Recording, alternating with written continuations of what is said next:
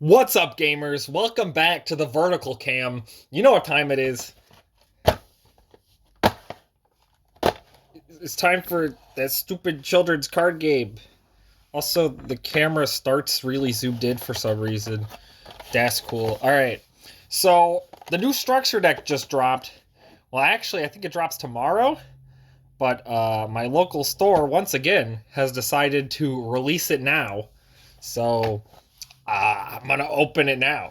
This structure deck is probably like the most hyped since like Shadal Showdown 2 years ago. We've gotten a lot of bad structure decks in between there, like the Ice Barrier one, the Egyptian God one, the Spirit Charmer one, and heck, I even really liked a couple of those. But in terms of power level and reprints, they were not the best. This one, on the other hand, is filled with really good reprints. And it has just a really good strategy. Like, this archetype is expected to be tier 1 at least, with combined with all the Despia stuff, which is not all in here. But even just these structures alone, you can make a pretty competent deck. So I'm looking forward to opening it up. I already started because you saw the last video. I spent like half the video struggling with plastic. I thought I'd get a little bit of a head start this time, and I'm not going to open all three on camera because that's kind of pointless. But yeah, this is a really cool structure. I guess I'll just talk about that a little bit while we open up the mat, I guess. The Albaz lore is like the new hot thing on the block for the last couple of years. You know, akin to like the dual terminal lore or like the world legacy lore. You got the guys on it. And as you see from this sheet right here, it's got a bunch of lore on it. You're not going to be able to read it because I'm using a potato as a camera. But yeah, the Yu-Gi-Oh lore is like one of my favorite things about this game. I love that they just give the cards lore for no reason. Like, it's not even related to the anime. It's just like its own lore. Like, they don't have to do that, but they do, and it's really cool, and I love it. And I've really been enjoying all of the archetypes that are part of this lore. I think a lot of them are really cool looking and just have cool concepts behind them. And you're basically just following around Albaz and Ecclesia as they like go on their adventure and run into all the different archetypes. And what's really cool is Albaz's whole gimmick is that he can combine with like the other tribes, I guess, and like gain their abilities, and then he turns into the big dragon forms. Like, this is the Ice Jade form, and I'm guessing this is the Despia form. And his archetype, actually, unlike other archetypes, it's made up of all of the other tribes. Like, if you can see, this is a Tri-Brigade card. It doesn't actually synergize at all with the Tri-Brigades. Well, it does a little bit. It is a winged beast, but I remember reading it, and it really doesn't synergize with Tri-Brigades at all. Because the whole thing is, Albaz's archetype is just made up of all of the other tribes that he's like friendly with, which is really cool. Shout outs to Konami. This is pretty awesome. Uh-oh. My nemesis. Opening the freaking plastic. All right, I think I found the tab. I can do this. My entire life has built up to this singular moment. No, I can't do it. I'm opening it from the top again. I swear, it like looks like there's a pull tab, but it just like doesn't work. Oh, wait. Am I gaming? Kinda. Oh, I did it. Kind of. No, I did it. Oh, I'm so good at this. All right. I'm a gamer. All right, so one thing I've noticed about the structure decks recently, like the last couple, the foiling on them is kind of weird. It's probably not going to show up on camera, but in person, these are very clearly printed in a different place than the like regular sets are. By the way, I figured out why, like last time, the GX box, I said that they felt weird. That's because apparently all of the GX boxes, even the NA ones, are printed in EU using their print or whatever. And the EU cards are always a little different. So that's why they felt a little different, and they looked kind of darker, because EU print tends to be kind of darker. But then, yeah, the structure decks always have this weird hollow. Like, I'm going to be honest, I'm not a big fan of it. In person, it kind of looks kind of smudgy.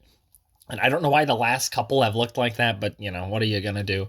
The print quality's been all over the place, and it's only partially their fault. It's also just like the world situation has been weird, but whatever. So we got Tri-Brigade McCourier, Spriggan's kit. See, we got a Spriggan's card, but also it's kit from the Tri-Brigades. But she hangs out with the Spriggans a lot, so this makes a lot of sense. She's got her cool like jetpack thing. Also, she's in the artwork of they just announced like the Splites or whatever, the next Albaz lore archetype, and she's like in the picture of one of the spells. So she's always she's like everywhere in this freaking lore. The Golden Sword Soul. So yeah, these are like Fleur-de-Lis subordinates or whatever. Here, you know what? We're gonna zoom back in because I think, yeah, then it'll focus better. All right, we got Mirror Jade, the Ice Blade Dragon. So yeah, this card's really good. It's very good. It just like what? It just like fusion summons again. Oh yeah, it has like a what's that hero card? Absolute Zero. It has like an Absolute Zero-esque effect. It's not quite as good, I think. Well, kind of.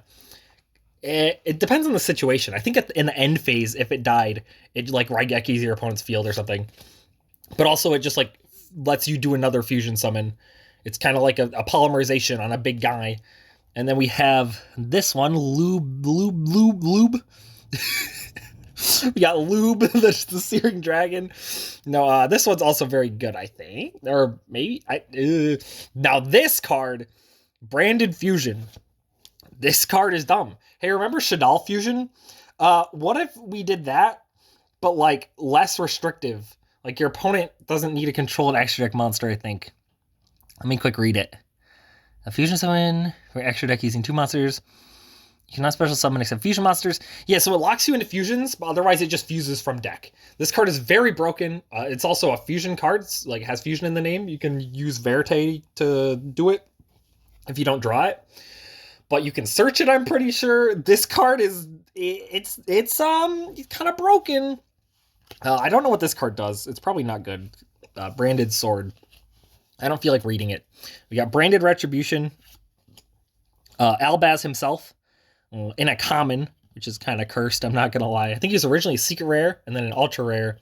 And now we have this common printing.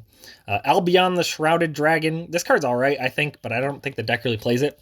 Common Fleur-de-Lis. I just mentioned Fleur-de-Lis. That's probably why she's here.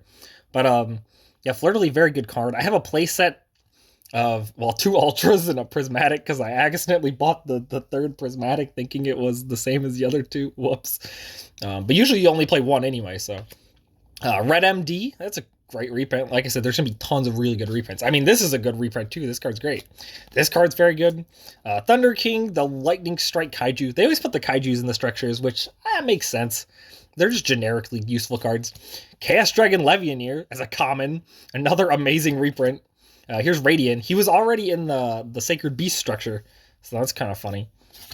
Artifact Scythe. Oh my gosh. This card's everywhere in the format right now, and they obviously know that because they freaking gave it a common printing in here.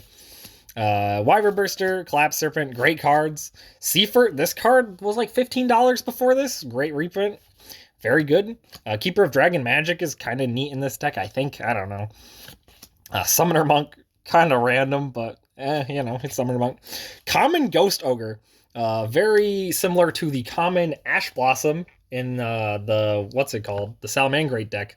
Now we have a common Ghost Ogre. This card also is very popular in the meta right now. So the cards that they chose for this seemed very tailored towards the meta, which is pretty cool. Because if you're trying to get into the game, like I said, this archetype, even without the extra stuff, like the Aluber or whatever, the Despia guy who like searches the thing, who is getting a reprint soon, but even without him, this deck is still just like pretty competent.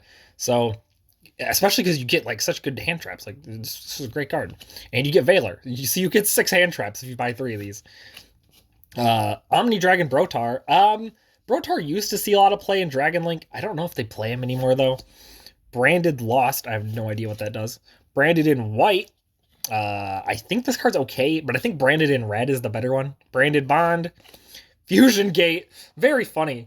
I feel like just because this is a fusion deck, they use this as an excuse to reprint this card. I wonder when the last time this card was printed was. I have a lot of memories of this in the Progression series I did with a couple of friends. We played this a lot, and it was funny. Fusion Recycling Plant, Fusion Substitute, just a bunch of random fusion cards. These are probably the least interesting reprints in this set. But don't worry, we're going to get to some good ones. Gold Sark's a pretty good one. I mean, you really only play it in Gren Maju, but, you know. Pot of Extravagance. This is crazy. It's a common. Very, very wild. We got the borders kind of miscut, but that happens a lot with these structure decks. But yeah, this card, it's just so weird seeing it in a common.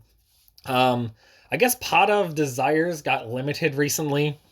And I feel like they're kind of treating this as Desires now, where it's the new cheap pot, which is cool, but this is a lot less flexible than Desires was, since you kind of only play this in decks that don't need their extra deck. But it's still great to have this card as a common, because it was expensive for so long, and now you can get a playset with the 3 structures. It's just awesome. You also get Called by the Grave. I'm actually really hyped for this, because I only own 1 copy of Called by the Grave, so whenever I make a new deck, I have to keep transferring the Called by the Grave. So now I have 3 more copies. It's going to be very nice to not have to keep switching those, though these are commons and mine's an ultra, but whatever. Dark Ruler No More, the 3rd printing of this card. Just great to see. This card's amazing for side decks. I almost always throw it in my side. It's so good. There's some formats where it's not great. Obviously, against back row decks, it's not amazing, but...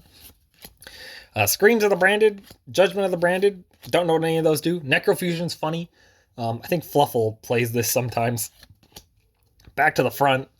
Not great by today's standards, but back in the day it was pretty good.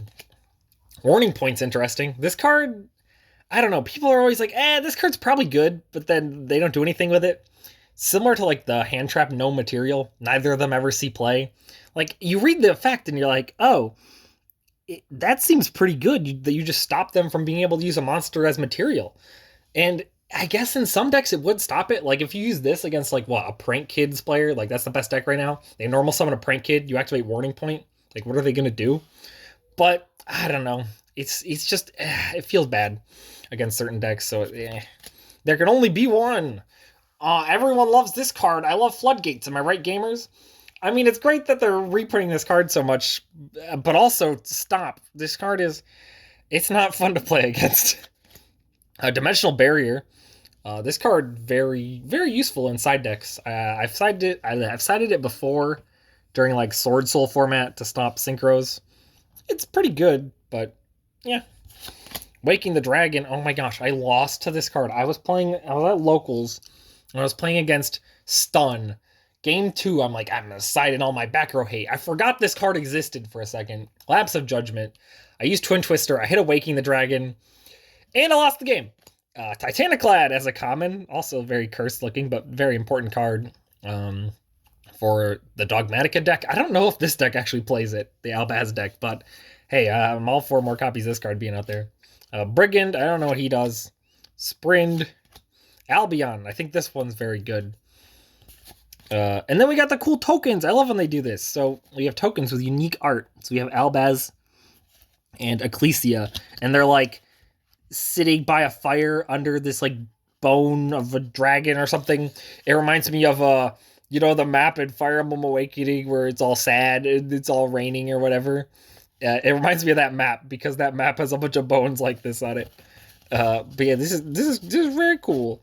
Then we have, this one's my favorite art, the Tri-Brigade token. It's got all the Tri-Brigades, probably because I play this deck, but I really like this card and its art. It's so cool. They're all just hanging out and looking cool. Yeah, it's awesome. I think this is eventually, at least in the OCG, they got sleeves with this on it. And I hope that makes it over here because I love the art. And then we got the Virtuous Vessels. We got Ecclesia and Fleur-de-Lis hanging out. So yeah, that's Fleur-de-Lis when she's not wearing her armor. Which I guess you can already see in, there's that Hand Trap Sword Soul card. I forget the name right now, but that's also Fleur-de-Lis. But yeah, very cool. Yeah, here's Fleur-de-Lis, her without her armor. Very cool. They're buddies, they're friends. And then we got Aluber, the Dogmatic. Yeah, that's the guy I was just talking about. So yeah, this card's very good in the deck. And it was really funny to watch people buy this card for $150. And then they announced that Aluber's getting reprinted in 2 weeks. That was really funny. But yeah, that's the deck. It's pretty good. The Albaz fusion cards are very good. And like I said, branded fusion is just stupid. I should note that even if you don't want to buy a Luber, where is she? The Spriggan's kit or whatever, I believe she is like a budget option. I think she does search the branded fusion or something like that. Just a little more inconsistently, but still pretty good.